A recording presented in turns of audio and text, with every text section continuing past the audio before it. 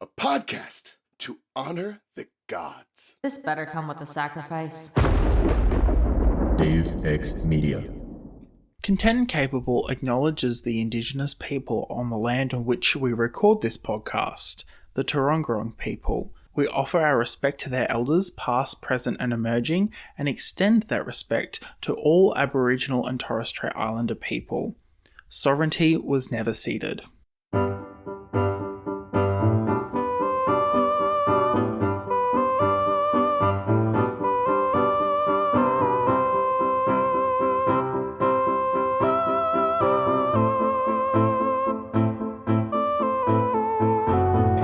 Welcome to Content Capable, where yes, I did in fact eat the rest of the Easter chocolate for breakfast this morning.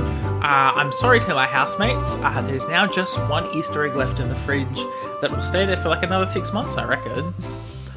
Joining me today is Nick. Hi, Nick. Hi, how's it going? Hi, it's amazing. I'm sitting here, I've got coffee in my hand. It's better than some podcast recordings. I've been awake for more than an hour before I've recorded this. Your brain can turn on first. I always feel like I'm a better host of a podcast when I'm like mildly tired because like I just don't interrupt people as much. You don't have the energy to do it. I get that. Yeah, and I'm often like with guests, I get really passionate. I mean, obviously you have like a conversation, and I do vividly remember at one point being told, you need to stop talking over your guests. And I was like, okay, Christina. I've worked really hard on that and then realized that maybe if I just record everything really early in the morning, it should be fine. Yeah, that would work then. Yeah, that's my secret hack to get a head start. A good podcast episode. Nick, we're here to talk all about body positivity, but before we get started, where might people have heard your voice on the Deus Ex Media Network before? So I have been on the Restricted Section podcast before. Ooh. Yes, we've got a restricted section. I stole a restricted section guest. Yeah. I don't know.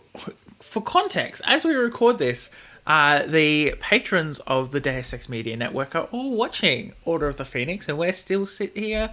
Somehow we have the self-control not to join in on the shenanigans of the drinking.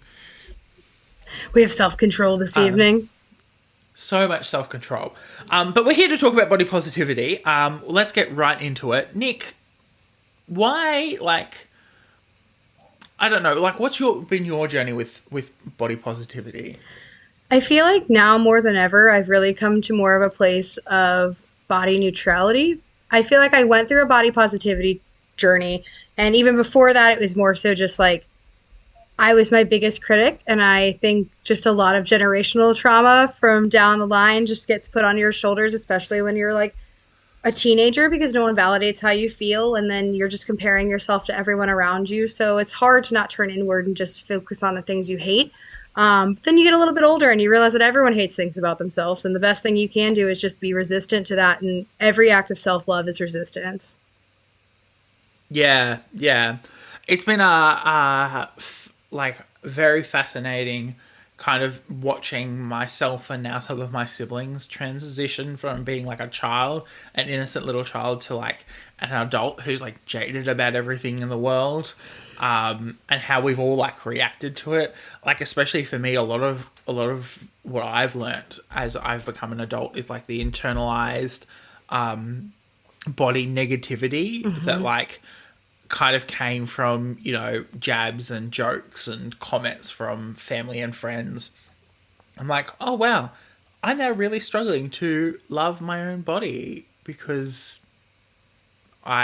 people made negative comments all the time about my body instead of positive ones. Well, I had a family member who consistently, with me and my cousin as teens, like, we would go and get food and she'd be like, oh, save some for the rest of us. And it would be like one scoop of rice. So it Yeah. starts really early when you start to be critical of those things. And also, I mean, I was raised in the early 2000s, so I remember taking hydroxycut with my mom, doing all sorts of random slim fast things. You know, that was kind of something that you bonded with your mom over. And I know that I've heard stories of her taking little black beauties and doing diet pills with her mom back in like the 80s and stuff. So it's weird how generational it really is, too. And now my sister just turned 18, and so we're 10 years apart. And so it's the same thing you were saying, where it's interesting to see them kind of come into themselves and really, I don't know, just the perspective to feel what I felt then versus how I feel now. And it's like, damn, how did I think the way that you do right in this moment? You know what I mean? Yeah, like people. I always, my siblings always go, "Oh, you adults just never understand us kids." And as a kid, I felt the same. I'm like, "Oh wow!" It's like really hard to watch people go through what they're going through and go, "I just want to like tell you it's all going to be okay and stop the the negative thoughts." And yeah, it's so hard to watch sometimes. It's like I always try to tell my Um, sister what I think's best for her friend groups or like what she should be doing as far as like how boys go and all this stuff. And it's just funny because sometimes she'll tell me about myself and she's like, Nick, I was there when you were growing up, like dating. Like it's time for me to kind of find my own journey. And it's hard to be able to take your hands off when you care about someone. You want to be able to protect them from those things, but we all just got to ride it out, find your own path. Yeah, it's fascinating we're recording this episode as we are right now. Of all things, there's do you know of Jenny Craig, the weight loss like center bits and pieces? Anyway, it's a big weight loss company. It was actually founded here in Australia. They've just Oh, shut really? I knew their about it. US stores. Yeah, they've just shut their US stores.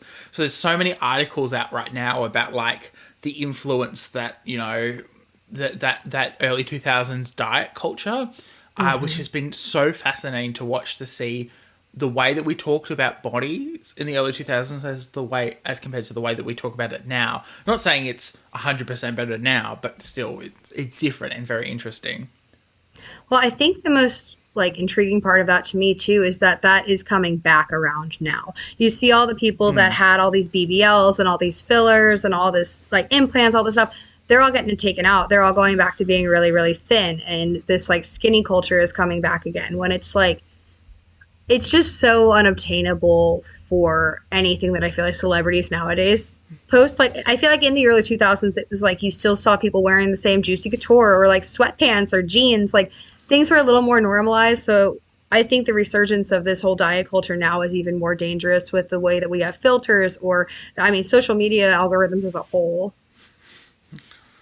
Yeah, yeah, exactly. It's I don't know, like part of me's like, is it the same? Is it different? I always think to something like Mean Girls, where obviously there's a little bit of fat shaming in Mean Girls, but it's fascinating to see how the high school clique almost acted like the social media in that high school setting. I don't know whether it's an accurate portrayal of a US high school, but like it felt very, very similar. Like the high school clique acted as your social media in the absence of technology. That's At one 100% point in true. high school, they banned phones in our high school, and so we turned to these high school cliques and rumors and bits and pieces, and it's fascinating to watch how people reacted. Especially it's like we have a craving for that almost. Like there has to be some sort of discourse socially, I feel like, for us to stay engaged.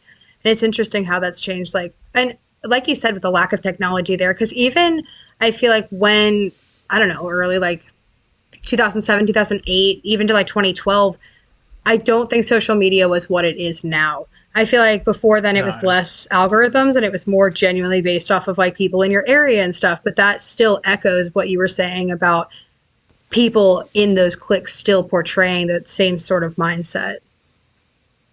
Yeah, I don't know. It's weird that like where's it doesn't seem like we individually want like the way that we look at bodies to be the way that we look at bodies, but then as a society somehow we've decided that people need to be skinny or people need to be curvy or things like that. It's like we somehow there's an invisible force within society that like works against all the good intentions that like everyone seems to have. And obviously influencer culture is really just not helping at this point in time. Definitely. As you were like kind of growing up and becoming, you know, I don't know, had a little bit more bodily autonomy and a little bit of awareness of the world around you, what made you kind of realize that your thoughts about your body might be, you know, negative or might be harmful? I think one of the hardest like things that I dealt with when growing up with that was I I don't know. I had friends that were smaller than me that would talk about themselves being fat, or like it was just like being fat was the worst thing you could be. And I think I genuinely have always been warm and kind. And so to self sabotage, I feel like that was like the easiest target and the thing that I was always told the most. And like, I'm fortunate enough that most of the bullying came from like douchebags on dating websites. It wasn't really like I was tortured through high school, thankfully. Um, But yeah, like you weren't like necessarily aware of it, but then like because the benchmark, you know, your skinnier friends were saying, you know, oh, I'm so fat, it kind of changed your perception. Because Is then that you're the like, if correct, it's like, you, understanding? yes, exactly. Thank you. It's like if you are, you know, significantly smaller than I am and you're fat, what does that make me? And if you hate yourself so much because of that, when you have everything else going for you, when I've got that problem doubled, I'm really not going to be feeling great about myself. And I think it just kind of snowballs from there. And also, like we said before, like culture and media, especially back in the 2000s, was a lot more raunchy and just like everyone or fat people or like queer people, people of color, like we're always the butt of the joke, you know? And I feel like that still happens today, but it's different. Now we've got like the whole cancel culture thing, whereas before it was just plastered everywhere all of the time. Yeah, exactly. It's been fascinating to kind of watch as like I think post 2020 we saw the shift back to skinny culture, and it's still kind of happening. You know, we still have the Kardashians, but the Kardashians are also like realizing that they have to change into fitting into this more, you know, skinny is popular, and it is very interesting to watch it actually happen in real time as an adult and be aware of it. Because last time I think, you know, fashion culture changed and body culture changed like this, I wasn't conscious enough or aware of my surroundings enough to be aware of what was going on. Definitely. And I feel like I wasn't at the point where I really realized how it affected my direct community and like how I was going to be affected by it. Cause I don't know, again, it felt so unobtainable when things were really switched to that whole like plastic surgery, Instagram filtered look. And that was like every girl you saw just had big lips and widespread eyes and everything that you could get on a body, you know? Whereas now I feel Yeah. like it, I don't know, like being skinny isn't even like the goal. I feel like it's just anything that they can do to make it look like they're achieving something without actually just using money to get there. Like that's the other part too, Yeah. is like a lot of like weight issues come from poverty and stuff. Like there's so many different pieces. It's so intersectional when you talk about stuff like this because it goes so many ways. It's fascinating you mentioned poverty. Of all things, about 6 months ago, I was quickly running out of money. That was a very not scary, but a very stressful point in my life.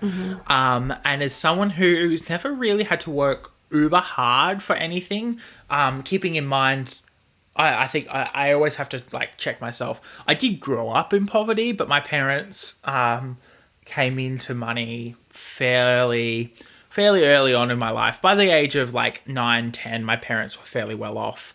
But you know, like when I at the age of 20 realized that I was quickly running out of money and I would, you know, really desperately need to go, and I'd been fired about 6 months beforehand and couldn't find a job in the career I wanted to get. And I was like, am I going to have to settle for less? I realized how expensive it was to be poor as well. And I think that really doesn't help with this whole like keeping body positive. It's like, okay, I'm stressed, I'm depressed, but then also the only food that I can realistically afford is wildly unhealthy for me.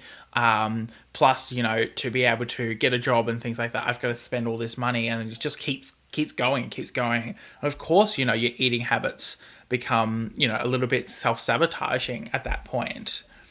Especially if you're neurodivergent or like ADHD, it's really easy to be like a sensory seeker and want to like just binge eat for the texture or just the stimulation of it within itself. And I think body positivity swings both ways. It's not just about being on the heavier side of things. I feel like also people who struggle to gain weight have a very similar issue. And it's just so interesting to see how there's constantly a binary and constantly a divide, because the same people that will talk about how, oh, you can't fat shame, will say that like skinny shaming is non-existent or this or that, and it's like they're still pinned against each other. Like, why can't we all just work with what we've got? Like, instead of trying to fit some mold or be like somebody else, just do what feels right for you, do what comes naturally, and like take care of yourself, be kind to yourself. You have to put yourself first in a sense where you only have you at the end of the day, and you have to make the time to have those affirmations. And I spent so long just taking care of people around me, not even noticing it,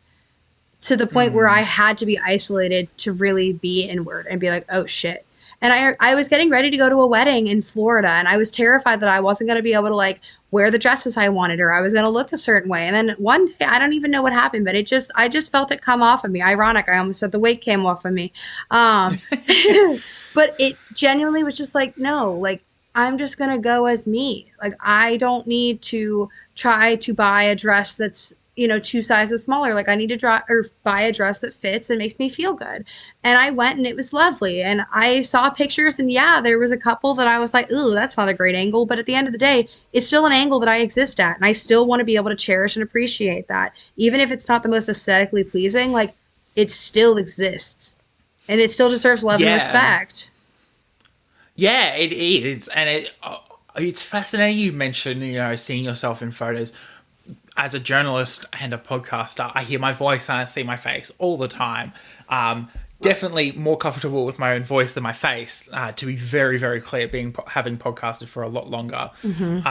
But having, becoming more comfortable with my own self has been a fascinating journey. Like, for me, especially having been diagnosed with depression and am not on antidepressants for a variety of reasons, which I've explained many times before. If anyone wants to hear my journey, I will direct them to the podcast episode that's about that. But, for me, like, exercise is a health thing, but it's not a physical health thing. It's a mental health thing for me. And so, like, people see me exercising, and my siblings will make a comment and they're like, oh, Sam, you just got to go and exercise more. And I'm like, yes, but like, it's not because I'm not fit, or it's not because I want to look a different way. It's because of, like, mentally, I want that to be me. And look, it's interesting to see a discussion of all things on Twitter about, like, people trying to fat shame Lizzo. And it's like, go and try to do, one of Lizzo's shows while playing a flute. I was going to say, it's pretty hard. Mm-hmm. Well, that's the thing too. I saw on Twitter too. They were talking about I can't remember the model's name, but she's a plus size model, and she was doing like yoga, and someone was like, "This is ridiculous," like blah blah blah, and just like fat shaming and just being shitty. And somebody else was like, "What is this? Like, what do you want them to do? Like, fat people just can't exist. I don't understand. You see a fat person, you tell them they need to go exercise more. Then you see a fat person exercising, and you shame them too. What do you want?" And it's like, just mind your business. It's like a self-fulfilling prophecy at that point. And I think this is where, like, diet culture, of all things, I stumbled on one of the past contestants of a TV show that aired here in Australia. I don't know whether it aired in the States, called The Biggest Loser. Oh, I remember. It was this huge, it was like the peak of the worst of diet culture. And interesting to see some of those past contestants, rearing their heads on, on social media and talking about how, they were fat shamed, or like even hosts or assistant hosts or recurring, trainers and bits and pieces talking about how, there were people out there that were actively making them feel bad about their own bodies. It's kind of terrifying, to be honest. Well, then on the flip side of that, we had Tyra Banks screaming at everybody on America's Next Top Model. And you see the girls come out about that now. And it was so toxic and abusive. I obviously can't quote it. I don't know exactly what was said, but it's funny because on the show they portray Janice Dickinson as one of the like rudest, meanest judges, and then in reality, all the girls talk about how like she was the only one that actually respected and spoke to and like looked the girls in their eyes, made sure they were okay, made sure they were eating, and like took care of them. But it's isn't it ironic that we have these shows that are just to show people having bodily issues, like, and not giving them any support to deal with them. We're literally just watching people have mental health crises like over and over again. That's what reality TV is. Like just people Yeah. without any sort of emotional like regulation tools just in distress. Like I mean shit, I'll watch it. I Yeah. do. I can't help it. But it's not good. Like and thinking I've back been now, it's just even worse to see what was produced back then. Yeah, I've been really lucky. My parents hate reality TV with such a burning passion that I never watched it as a child. And to be honest, never really had the desire to watch it. The only thing I'll probably watch is like Married at First Sight because it's absolutely hilarious. It's absurd, but I agree. It's just probably the only reality TV show I'll watch, knowing that these people are being absolutely manipulated as well. It's kind of disgusting. And to be honest, I don't care whether this like would lose me out on a potential job. A lot of the times when I talk about the entertainment industries, I worry that like I might lose out on a job. But I just don't think reality TV shows are ethical. I completely agree. A lot of them implicitly actually just like kind of make everyone's body image issues worse because you've got to like portray, especially for these people who are like trying to get clout on social media for, you know, being on these shows. A lot of these people are like trying to maintain their brand, and a lot of that's got to do with body image, which is kind of terrifying. Uh-huh. Well, it's Yeah. scary how much just like a skinny white girl in a bikini on Instagram can make. You know what I mean? And like there was a show that they did and it was I can't even remember what it was called, but they essentially took up like three people and made them look like influencers. They bought them all their followers. They took them to a few places and did like professional photos and just bullshit these personas. And they got a bunch of deals from like a bunch of different brands reached out to them. Someone got offered a trip somewhere. Like all of these things came just from a number and a picture on Instagram. That is insane. Like it has nothing to do with the person itself, and it was all fabricated. Like that's a really scary reality to live in between AI and all this bullshit. Like what do we do to actually get back to ourselves? Yeah, exactly. It's and like I don't know, for you who, you know, I hate saying this, but as a No. as a woman and a female presenting person, you obviously experience this way more than I do, and obviously like a lot of mine is way more implicit. But you know, for someone who's experiences it way more explicitly than I do, like what does that mean for you? Like what's the like what how do you work to combat that negativity just in a day-to-day sense?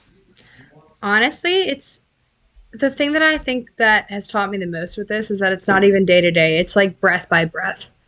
There's some moments where I'll catch myself in a mirror and be like, oh, hey. And then there's other times where I just can't stand to take off a big hoodie because I don't want to deal with it. I will say I've noticed that a lot of that comes from my hormones as well. Hormonally, I'm a little bit more confident other times, but it just takes practice and it takes realizing that no one else is going to do it for you. And like, this is what you've got. We don't have much time here. I don't know how long I'm going to be around. And if this is what I've got, and if I'm doing everything I can to take care of my body, then fuck off if you don't like it, It just kind of is what Exactly. it is. Like, yeah, that, and I think it just takes time. And I wish that I could go back to the girl I was at, even 8, 10, 14, 16, 18, and just hug them and be like, listen, like, I know that you hate this about yourself, but just know that, like, this is not even going to be something you worry about in a few years. So just keep going. Yeah. And I wish that everyone could know that. And it does, that's not a guarantee for everyone. And I've just really tried to be vulnerable. I don't like to edit my photos unless it's like a filter, because to me, if it's here in real life, I want to be able to showcase that for maybe someone else who isn't brave enough to do it. I will say, as a bigger girl, I hate when people are like, I wish I had your confidence, or you're so confident. It's like, no, dude, I'm just here. Like, if you want to post a photo of yourself, post a photo of yourself, but don't fucking celebrate me. I'm not brave for existing, okay? Like, there are plenty of people that are. I just think that that's what I'm here to do. So here it is. I'm not going to not even sugarcoat, but I just want to be as authentically myself as possible, and this is a part of that. Yeah, exactly. I think that and it's fascinating because when I put this in my schedule, I called it body positivity, and I don't think it is that, as you're saying, it's existing, it's being comfortable in your own body. It's not being positive about your own body. We don't want to imagine things that are or portray things that aren't realistic. We just want to be, this is me, and you've got to get used to it. Well, that's the thing is once I learned the term body neutrality instead of positivity, it really resonated with me because being positive and just I just want this positive experience all the time. That's a negative experience because you're yearning for something that you're just not accepting to flow. If you have a negative experience and you just accept it, that's a positive experience because you learn from it. You gain some sort of knowledge or just experience. And so even with this, you just have to accept it. It's more about the acceptance, just radical acceptance and mindfulness and just being kind to yourself. Because if you can't do that for you, you can't do it for anyone else either. And that puts more positivity out there. Practically, body neutrality for you, what does that look like? That looks like going with how I feel in that moment. There will be days that I change 5 times. There's some days where I want to do my hair and makeup. There's some days where I want to wear a crop top and shorts. There's some I want to wear a nice dress. There's some I want to wear sweatpants and just be comfy.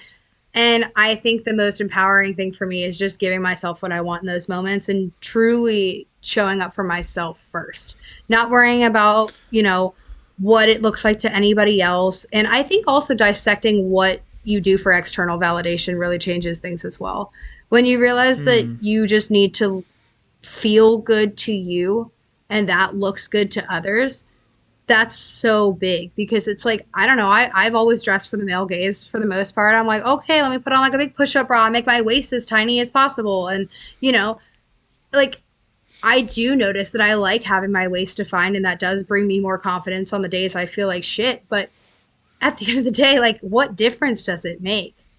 You just have to meet yourself where you're at. And I think that's been the biggest lesson for me is just taking it breath by breath and seeing what feels good in that moment and just doing what the energy supports. Has your wardrobe changed as a result? Obviously, dressing for yourself as compared to the male gaze. That does that look different? As you said, it doesn't necessarily always look different, but does it look significantly different for you? It does. I think also when I was first coming into being more queer, I would dress a little more androgynously, whereas now I am fully into my personality and know who I am. So there are some days where I can dress that way, but for the most part, I do carry more of a femme look. And I think more so now I'm trying to just dress myself in things that I know actually fit and make me feel good instead of just oh, this is cute, I could make this work. No, if you have to make it work, it's not working. You can make an outfit work and you can be creative and be stylish, but I've kept things from middle school or high school that are significantly outdated and just because I'm oh, this pattern or something's nostalgic. So I think when you really are living for yourself and come into yourself like that, your wardrobe changes because it's easier to identify what actually brings you the most confidence. It's fascinating. It reminds me of the story I tell all the time of in about the 9th grade, my mother got sick of doing the washing. So she went through every child's cupboard in the house and went to the bare minimum. So she was okay, we'll ignore the underwear for a minute, but 2 sets of shorts, a set of long pants, some a set of board shorts, and then 3 or 4 t-shirts and a collared shirt and a long sleeve shirt. And that's it. That's all you get. And she did it the same for our school uniforms, which was her biggest pain point. But it was fascinating because even today, the effects of that have kind of continue on. I bought a set of pants this week because my last set of pants got a hole in them right in the middle of the crotch, which for me, as someone who wears long pants to work every single day, feels like a little bit too revealing to work in an office. Definitely. So it's gone into the rag pile, the pants. But when I bought this new set of pants, I was like, I only need one. I don't need two. Like, part of me wanted to buy two, but I was like, you know what? For $35 from Target, I will just grab one. I'll order it. The beauty of living in a country town is that click and collect is free, but like it means that you basically get mail. And because I work so close to the local pickup point, I just like, when I got the text, I walked over and picked it up, which was amazing. It felt like free mail. Yeah, right? Yeah. Definitely would plug click and collect. Like, if you ever need to go and buy something but really just don't want to be overwhelmed in a store, go and do that, because it really stopped my panic purchasing bad habits. But it was fascinating because I was up in reflection. My housemate, who's the same age as me, she's, we'd walk down the main street and she, an outfit would catch her eye, and she's way more body positive than I am, just like way more comfortable in her own skin, I should say. And so, it's just like, oh, I love that. And we go in and have a look, and even and she always is rocking like the most amazing outfits, just like completely confident regardless of like what other people may or may not think. And it's been very fascinating that for me, like, it's like I'm like a minimalist with my wardrobe, and some of my other friends are like, oh, I love this like huge set of clothes because I can mix and match however I want, however I'm feeling each day. See, I wish I could get to that space where I had solid pieces that I could mix and match and like was confident in that. But I think the other thing too is like my weight has fluctuated a bit, so I have things in like different sizes, and then the seasons here are so like, it was probably like 50 degrees this morning. It's 80 degrees right now, so it's like you never know how to dress for the weathers and stuff either. So I think I do want to be more consolidated, but I think that's part of the fun with your own wardrobes and stuff too, and like allowing yourself to collect things as you get older and see how your style changes. I don't think there's anything wrong with minimalism with that, but I do find that expressing myself through my outfits and clothes does make a difference for the way that I feel just overall. Oh yeah, exactly. Do you hold on to like sentimental bits of clothing? I'm very curious as to like people's clothing habits, because I feel like mine are completely messed up. Oh no, yes, I I wish that I didn't, but I am a hoarder when it comes to that stuff. I've definitely downsized, but it's definitely been a problem for me my entire life that for whatever reason, I just get myself attached to that stuff because I think I don't even know why. I think growing up too, maybe it was just like not having that abundance mindset and feeling like some sense of scarcity, but like I don't feel that anymore. So now I think it's just kind of a habit, but it makes so much more sense when you know what makes you feel good instead of just, oh my God, I have all this stuff. Because then it's overwhelming to actually pick out what you do like. Yeah, exactly. It's been a fascinating. It's fascinating. Like, I've got a bag of like just old sentimental clothes, some like old work uniforms. There's a scout uniform in there that really does not fit. Like, I would never wear that. The only thing I would wear that is for something really ironic or, not fitting on purpose or something like that. Yeah, right. It's very fascinating, and like it's almost like a diary of like how my body has changed through puberty and out into the adult world. And obviously I've had some significant lifestyle changes in that period as well, so it's been very fascinating to see and almost like document those changes as I go through life. That's how I feel too. It feels like a time capsule to me. Like I have like a hoodie for my first boyfriend ever, and I have like a t-shirt that I wore for gym class in middle school, and like a denim jacket I made for a Warped Tour. So it's just interesting to see like all these little pieces in time. Funny enough, my mom still has a bunch of my stuff too, and we were there recently and she was like digging through shirts because me and my boyfriend had gone in my aunt's hot tub and needed like a new shirt, and she pulled out my shirt from like Aeropostale in middle school, and it said, "Don't give me attitude, I have my own." And he was like, "I'm gonna wear it," and it was hysterical because it fit, and I was like, all right, well, bet, here you go. Like, I think it's still here. I think we brought it here with us because I was like, this is funny as hell, I need to have this. It's funny what we wore as as kids and teenagers. Like some of the stupid shirts or like outfits we wore. There's some photos that I've seen. I'm like, why did I, as a child, or my parents, ever let me like leave the house in that outfit? Yeah, like who allowed this? Like, obviously, we overthink it a little bit too much nowadays, but like, still, the absolute confidence and the attitude I was giving, leaving the house in, a blue t-shirt and blue board shorts with blue sneakers, is just, yeah. It was all light blue as well. It was not a color that was meant for me. I found that it's so funny. I look back on like two colors that I used to wear pretty frequently. Like I think I had like 3 different shirts in this, but again, it was the kind of shirt that like cut out and made me feel good because it was like focus on my boobs, don't look at my tummy, and so it was nice for those times. But I look back and I'm like, I hate that color. It's like a dark fuchsia almost. And now I've tried it on again, and I'm like, this just doesn't do anything for me at all. Like, but that goes to show once you find the things that do work, it's easier to point out like, oh, this does not. Yeah, and also I think it changes as well. Like, I've seen photos of my dad at uni and his clothing style. He just wore like the baggiest pants ever. And now like the man exclusively wears shorts to the point where in like the dead of winter, he'll be wearing shorts, and then because he's getting old, he'll be wearing like a shirt, but then a jumper on top. We always know it's actually cold when my father wears a jumper because he claims he doesn't feel the cold and then actually does. But it's funny because he'll still be wearing shorts walking around the house, which is not built for cold weather whatsoever. That's honestly, I'm sitting in shorts right now, a shirt and like a zip up hoodie. So that's really funny. I'm wearing your dad's style. Twinsies. I love it. No, it's washing day for me, so I've got no clothes sitting in my cupboard. I'm wearing my pajamas. I need to leave the house fairly soon to go and do some work. Actual work I'm paid for. And I'm like, I don't know what I'm going to wear out in the 10 degrees cold out there because it is not comfortable.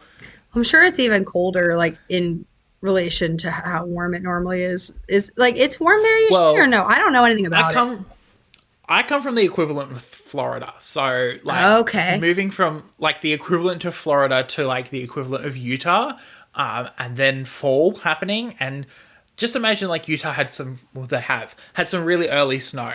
Okay, fair enough. Like, that's the kind of, like, we're low down enough that it's not actually snowing here. It won't snow here this year. Although I would love for it to snow down this far down. That'd be cool. But we are, 45 minutes away from the ski fields. So, it still gets fairly frigid.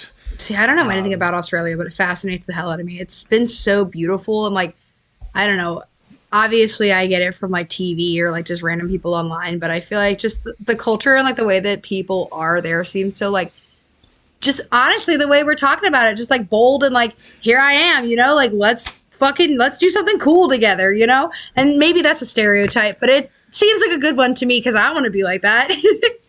Yeah, no, it's kind of like that. It's a little bit more intersectional. We have this terrible habit of like cutting down anyone who kind of like stands out. So like we call it tall poppy syndrome. It's like as soon as you kind of stand out, we want to like cut the person who's standing out down. We're all very self-deprecating. We never want to talk ourselves up at all. And I really admire like the confidence that Americans bring to pretty much every situation they're in, because I could never. Like, I was walking around in New York last year and I was wearing a t-shirt with like, it had the logo of the music society I was running at the time. And some guy tried to pronounce the words on my shirt as I'm like walking towards Penn Station. I'm like, wow, I would have never have done that. And I don't think anyone would ever have done that unless they were having like an actual conversation with me, not talking at me. Trying to pronounce what was on my shirt. I will say New York is like a totally different breed of people. I'm from New York. That's why I can say that confidently. Like, I don't know. It's so funny the way that works out though. Cause like, well, especially with the whole like American versus the Australian thing too, it's kind of like sad how I feel like the wrong people end up with social anxiety sometimes. Some people just have way too much confidence, and it's not always usually justified. So I think finding that happy balance is really the goal. We just meet right in the middle, right? Yeah, exactly. My housemate and I are both from Queensland, which is basically the equivalent of Florida without the terrible politics. And we were talking about how, like, assertive people from Melbourne, the city. We don't actually live in the city. We live 2.5 hours out of the city. But, like, when we go into the city, like, how assertive people from Melbourne are, and, like, crossing the street and stuff like that. Whereas, she and I, coming from the outer suburbs of, Brisbane, which is, like, it's still, as compared to US cities, it's still like the fourth or fifth biggest, as like it's the equivalent of Houston, basically. Oh, dang. But it's like we sit there and we go, and I was like, we just got to be a bit more rude. So we're talking about, like, having a Melbourne attitude as compared to, like, a Queensland one, where we're all like really polite, and we all come from, we joke that Brisbane's like the world's biggest country town because somehow everyone knows everyone, and I'm not even half joking on that. Like, it's ridiculous. No, I believe that. I mean, honestly, that's kind of what it feels like here in Richmond too. It's like, it's weird how many people from, like, Hampton Roads still end up here in Richmond. Like, I feel like half my graduating class ended up here too. And I'm like, why do we all go to the same places? Like, let me out of here. I'm trying to get away from you people. No, I'm just kidding. Yeah. It's been fascinating, at least for my, like, and to bring it all back to body image as well. It's, like, been fascinating for my perception of myself. I lived in Brisbane for 18 years and, grew up, I did primary school, I did high school, I did university in the same city. Like, there's not many places you can kind of do that fairly successfully. And then I moved, 2,000 miles away, and it's, been and I've had a fresh start. No one knows me here. I don't have any family or friends who live in the town that I live in. And it's been interesting to see how people now perceive me as an adult without their previous bias. I always told my parents, like, there were people in my life who would still treat me as a child because they knew me as a 15-year-old. And despite me being 20, 21, it was like, I'm sorry, like, they would treat me like a child. And I'm like, I'm sorry, I'm an adult. Like, I have a life and I have priorities here, but you're going, oh, poor baby Sam who, can't sort X, Y, and Z out. I'm, going to get angry at them for it. And it's like, what? Yeah. It's like, don't patronize me and, like, make it seem like I'm incapable of this, that, especially when you've come far enough. It's so disappointing when you have people that hold you to a certain time frame or, someone that you were or something that you did. Because I feel like every day is fluid and changing, and I learn something every day. I'm not the same person I was 6 months ago, let alone the person I was 2 days ago. Let's be real. You learn new things every day. If you are the same, you're not growing, and that's not someone I want to be around. And so it's frustrating when someone talks down to you like that, and you're like, please see me as an equal and for where I am right now, not whatever your projection of what you're seeing me as. You know what I mean? Well, and again, to bring that back to what we were talking about, I feel like that's ultimately where all this hate comes from, is it's projection. Whether it's, exactly, either end of the spectrum, it's all about just this projection of either unhappiness within themselves or just regurgitation of what our society has taught us to do. It's just constantly stirring the pot. Oh, exactly. And I think that, like, often, like, when you have those negative actions, they're fueled by a, like an internal self-doubt about themselves. Like, obviously, everyone's sensitive about their body image in some way, shape, or form. It's not something that you can necessarily, like, society dictates we must be sensitive about our own body image. And so, people who lash out at you for being too fat or ugly or too skinny or, you don't look good enough, you're not healthy enough, the art that will, make comments about your posture and sucking your gut in, that's a personal trauma. Oh, no, I still to this day have noticed that I have no core strength. And when I think I'm engaging my core, I'm just sucking in my stomach. And I hold my breath all the time. I'm constantly doing that. And I'll just feel my body randomly relax because I can't do it anymore. So trust me, we're both triggered on that. Let's share that trauma bond together, baby. Yes. But, these people who tell you these things probably have their own, like, and it's not to validate their actions, but, like, they probably have their own body image issues as well. It's not, we're not special. Everyone's got their own personal issues with the way that they look. And I think that's something we've got to keep in mind when we like start talking about, especially about our experiences with people who, do tear us down body image wise. It's kind of scary to sit there. We have to acknowledge the fact that this is something we've got to work on. Exactly, and prioritize. Yeah, exactly.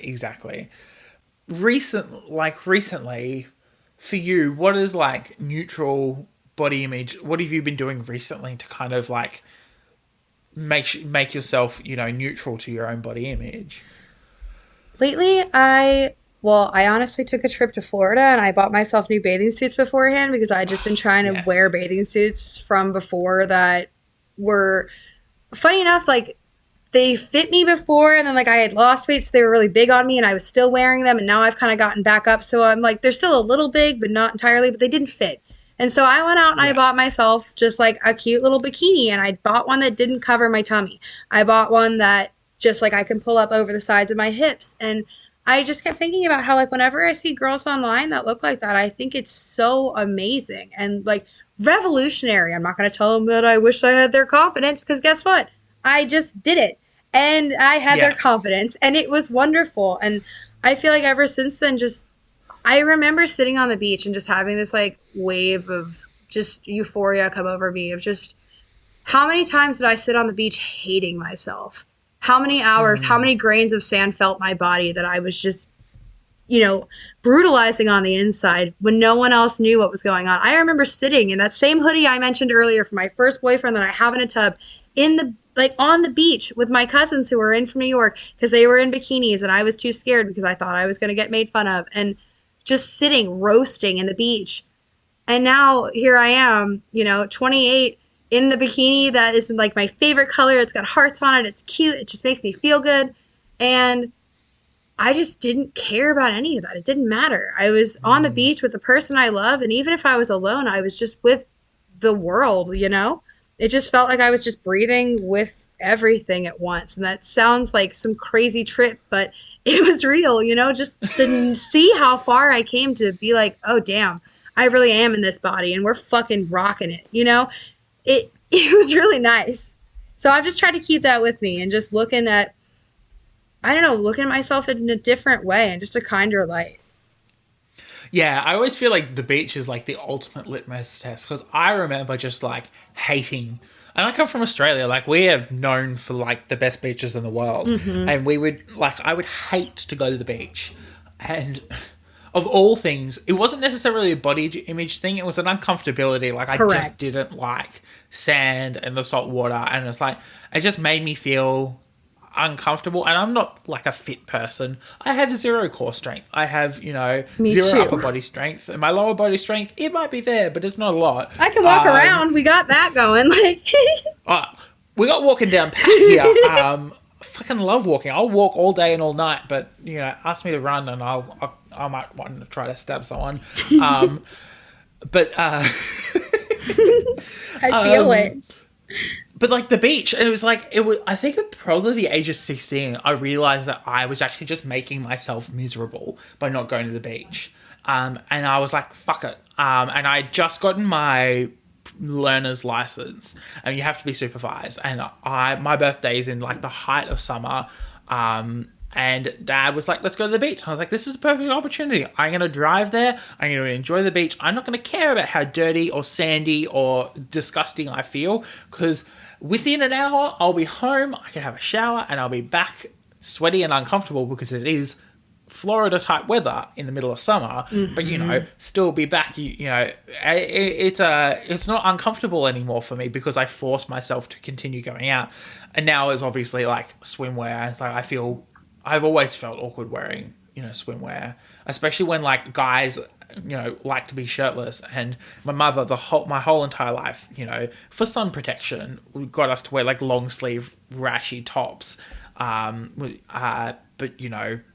and I still wear them because it's sun protection and I am a white person who's incredibly pale. But, it's, I still feel very uncomfortable when, 5 guys are wearing no shirts and, I'm sitting there with my my rashi going, I'm doing this for sun protection, even though I'm also uncomfortable about my own body. Well, that's the thing too, is it's the like assumption of that. If you see someone on the beach wearing a shirt, you're not going to assume that it's because of the sun. You're going to assume that they're insecure. And like, I can sit here as my experience as a woman and say what it's felt like, but I don't think men get the mental health support that they need either. And I feel like body positivity is even harder there because there's so much less emotional support that I feel like a lot of the times the way that you look or how much money you make is what people process men for. And that's exhausting within itself. Like I can't imagine that reality and not having a support system to talk to, or just feeling like you can't even seek that out because why bother? No one cares. So I think it goes in all directions. Yeah, exactly. It's fascinating. You mentioned like the way that men look, because it's. I've been recently watching the first season. I just finished the first season of Bridgerton, which has been very, very fascinating. But obviously, like the men in that are especially the main characters are incredibly good-looking people, like incredibly fit, incredibly like toned and muscled, and I'm like sitting here going, I am, a kid who doesn't even have, as I learned this week, because I've only just really started actually doing some weight training, I don't have upper body strength, and this man has got like these bulging muscles here. It's like, oh wow, I feel insecure because that's how we're portrayed as men, and not as regular human beings with regular body fat percentages. 100%. And it's like you have to be this toned like masculine thing, and it's so funny too because that it feels like propaganda, because I feel like anyone that you really speak to doesn't care about that. Like they'd much rather you just be yourself or be comfortable. And I mean, that brings us back to the whole dad bod thing, but that's another double standard where you talk about, oh, like ladies love a dad bod, but no one talks about a mom bod. And if we do, we're talking about how mom doesn't look as good as she used to. Well, mom just shed half of her life force into another kid. So how about we be nice to mom for a little bit? Like, it's just, there's always a lens. You just can't please anyone, so you have to define what that looks like to you, and that's it. And I heard something recently that was like, routines don't need to make sense to anyone but yourself. And so yeah, this is a routine within itself too. You have to make that effort, and you have to choose yourself every single day. Yeah, exactly. And I think like it's hard sometimes to choose yourself. Like as someone who works in an office, I'm like, oh, what will my co-workers think? And it's a small office. There's only 7 of us in the office. It's like, and everyone has their own distinct styles, like, and we work in a country town, so it's like, some days people are wearing what seems to be a farm outfit. Sometimes people are wearing like these really nice outfits, because we obviously work in an office, and it's like, where else are you going to wear nice outfits? The particular experience I remember, and sorry for like continuing to talk about myself. No, I like it. It's helpful. Yeah. But like as a guy, I normally wear like chinos and a long sleeve collared shirt, and I'll tuck in the long sleeve collared shirt because I know for me, I like myself better with a tucked in shirt. It's also probably because the school uniforms I wore as a child, you had to tuck your shirt in, and whatever. Yeah, it's set that habit. It is a habit, but also like I'm like, I look better in that to myself. I get that. That's like me with high-waisted stuff versus low-waisted. Like, I feel like, no, I still just like the way that cuts my body better. Like, yeah, exactly. But we about a few weeks into working at this place, I ran out of washing, and I had to wear dress pants. And I was like, well, dress pants and one of my collared shirts, they should be fine. But I was like, well, if I'm wearing the dress pants, I've got to wear like the leather shoes, because normally I just wear like a set of runners or something, because I'm walking around quite often as a journalist. And I was like, I felt incredibly formal. And it's fascinating. Obviously, like, my coworkers hadn't seen me dressed up like that before. And so some of them made comments, and I felt incredibly self-conscious. But then the few more times I've had to do it because I'm bad at organizing my own washing, I just become more and more comfortable. It's like, I can wear this if I need to dress myself up a little bit more. Not that like I do a huge amount of in-person interviews or anything. Oh, sorry. But yeah, it's been fascinating. See, I think that that's interesting too, because I worked in an office for a little bit, and I remember there was this one dress in particular that I always thought was like really cute, and like I would get compliments on it from like patients and everything. And like my boss came in one time and just tore me to pieces and was like, "Why are you wearing that?" And like it was a little too big on me, but again, I was going through weight loss things and mental health stuff, so be nice to people maybe. Um, but she's like, "That looks like that's 3 times your size. Like, what are you doing?" Da da da da. And like I just remember feeling like anything I wore was just going to be criticized in some way. And so when you finally find what does make you feel comfortable and like, I don't know, like you said, like you can dress yourself up and you can feel confident, and you can own that. And like, it doesn't matter what anyone else really has to say about it. But it Yeah, does exactly. because it takes you making the inner peace with yourself to not care about that. It's not that people aren't going to, it's just that you have to analyze how much power you give that. Yeah, exactly. And it's so mental as well. Like I think in Australia as well, we hate talking about things. That's why like mental health, especially for men, is so terrible. Mhm. But like, not wanting to talk about what we feel and not communicating clearly and explicitly is often just to our detriment because people don't notice that you've changed something or done something different or, made a radical change in the way that you dress. Exactly. That's the thing. I saw another post recently and it was like, it's crazy how right now we're just getting snacks coming from my grandmother's funeral and nobody in here knows where we're coming from. It just appears like a regular day. And I've been to my fair share of funerals and I know that feeling very well. It's visceral. I can feel it. And it just goes to show in any situation, like you really should just try to move forward with positive intent. And whether that be towards yourself or anyone around you, like just recycle any negative energy into good energy. And like also watch how you define positive and negative because at the end of the day, things just are.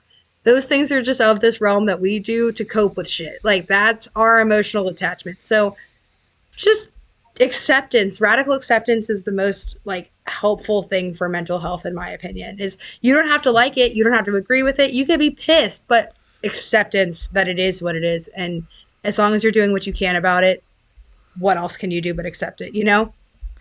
Yeah, exactly. Well, thank you so much for coming on Content and Capable, Nick. It's been so amazing to chat to you and listen to your experience and connect it to my own. It's been amazing. I couldn't agree more, and I love that you and I can swap these perspectives. To be honest, it's left me wanting more. I like to see the comparison between these things and see, even though different countries, different places, we still Yeah. have similar experiences as people. And I think that within itself just goes to show that this, we're all connected. We all feel this. So thank you for showing me that connection too. No worries. Intersectional conversations, I feel like never end. So, more for next time. Hey. Yes. Do you want to be found on the internet? Sure. I am Thick Lizzie McGuire on Instagram. Awesome. And is there anything that you've been reading, listening, or watching to that you wanted to plug? Um, I have been watching Evan and Caitlin on YouTube do a bunch of DIYs and stuff, and I've been listening to your podcast a lot. Um, so that's been really interesting too. I'm thinking of starting my own podcast as well. So being able to be on them and listen to them and talk to the people that do them, it's been really, really interesting. So thank you for creating such awesome content. No, thank you for coming on. It's been so amazing. You can find me at sam.the.journalist on Instagram and on the Tiki Talkies. I'm also on Twitter still at this point, although I reckon they've just, what the news broke the other day that they've changed their CEO. There's this concept called the glass cliff, and I feel like we're right there. So we'll see what happens there. But I'm going to plug this week because I've already mentioned it. Bridgerton. Oh gosh, how amazing is that first season? I've never seen Bridgerton before. It's my first time experiencing it. I've seen some of Shonda Rhimes' stuff before, and so good. She is an auteur for TV, and I can't believe that I've been sleeping on her all this time. Now I'm gonna have to check it out. It's funny, I never watched it, but I somehow always ended up watching or walking into my roommate watching it on the sex scenes in the living room. So that's what I think of. It's just heavy breathing and like horses. So Yeah. Tina Belcher would love The it. dresses are amazing. Yes, Tina Belcher. Oh gosh, Tina Belcher would be having a field day. Throw in a zombie there. and we're made.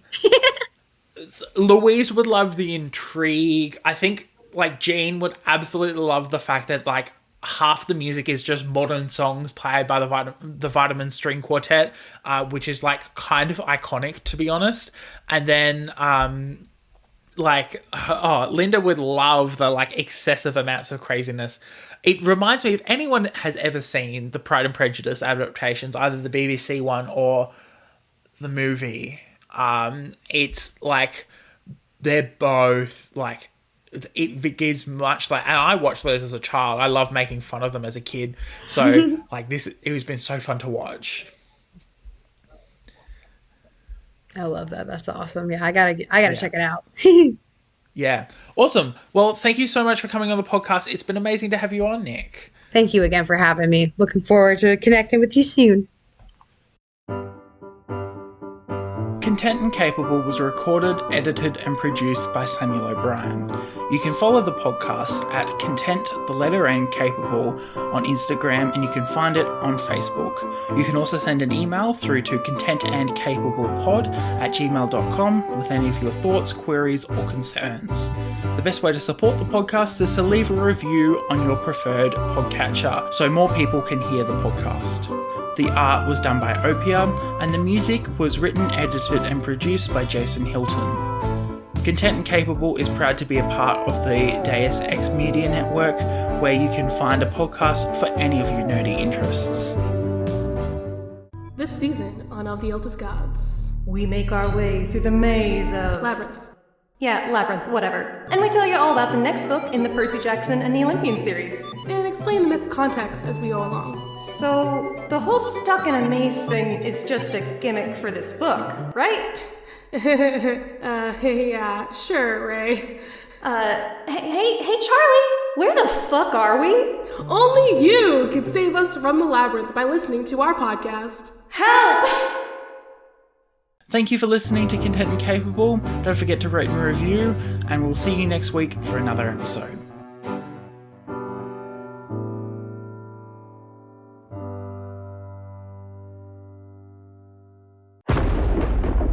Deus Ex Media.